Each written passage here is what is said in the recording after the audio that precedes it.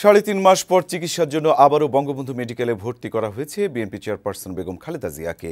হাসপাতাল কর্তৃপক্ষ জানিয়েছে তার হাত ও পায়ের জয়েন্টের ব্যথা ও ডায়াবেটিস বেড়েছে।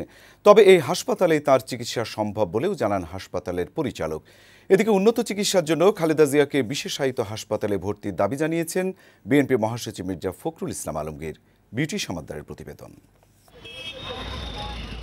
মেডিকেল বোর্ডের সুপারিশ অনুযায়ী সোমবার খালেদা জিয়ার সম্মতিতে দুপুরে বঙ্গবন্ধু মেডিকেলে ভর্তি করা হয় তাকে।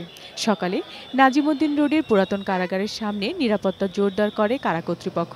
প্রস্তুত করা হয় হাসপাতালের ক্যাবিন ব্লকের দুটি কক্ষ। বেলা ১২টার কিছু পরে পুলিশ র্যাবের কঠোর নিরাপত্তার মধ্য দিয়ে কালো জিপে করে কারাগার থেকে বের করা হয় বেগম জিয়াকে। ১২:৩০টার দিকে বিএসএমএমইউ হাসপাতাল পৌঁছায় গাড়িবহর। পরে গাড়ি থেকে নামিয়ে হুইলচেয়ারে করে ক্যাবিন ব্লকে নেওয়া হয় খালেদা জিয়াকে।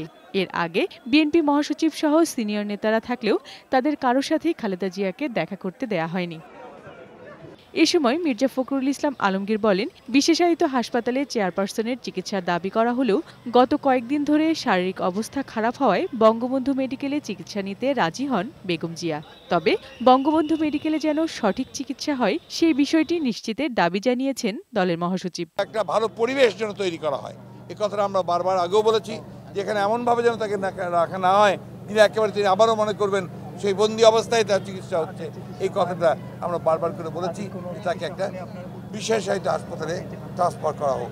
বঙ্গবন্ধু মেডিকেলের পরিচালক নবগঠিত মেডিকেল বোর্ডের সদস্যদের সাথে নিয়ে খালেদা জিয়ার সাথে কথা বলেন। এ সময় তারা বেগম জিয়ার শারীরিক সমস্যাগুলোর খোঁজ নেন এবং প্রয়োজনীয় ঔষধ দেন।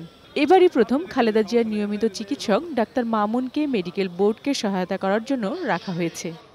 পরে হাসপাতালের পরিচালক ব্রিগেডিয়ার জেনারেল মাহবুবুল হক সাংবাদিকদের জানান, খালেদা জিয়ার জটিল কোনো শারীরিক সমস্যা নেই। এই হাসপাতালেই তার চিকিৎসা সম্ভব। তাকে নিয়মিত পর্যবেক্ষণে রাখা হবে জানিয়ে পরিচালক আরও জানান, মেডিকেল বোর্ড নিয়ে খালেদা জিয়া সন্তোষ প্রকাশ করেছে। এবং উনি আজকে ওনাদের সাথে খুব ভালোভাবে কথা বলেছেন। ওনারা যে জানতে চেয়েছেন সবকিছু বলেছেন এবং ওনারা যে চিকিৎসা দিয়েছেন সেটা ওনার সামনেই ওনার সাথে বসে বলেই দিয়েছেন। এদিকে অসুস্থতার কারণে বিএনপি চেয়ারপারসন বেগম খালেদা জিয়াকে নাইকো দুর্নীতি মামলায় শুনানিতে আদালতে হাজির করা হয়নি। মামলার অভিযোগ গঠনের দিন ধার্য ছিল। আগামী ১০ এপ্রিল অভিযোগ গঠনের পরবর্তী দিন ধার্য করেছে আদালত। বিউটি সমাদ্দার, বৈশাখী সংবাদ, ঢাকা।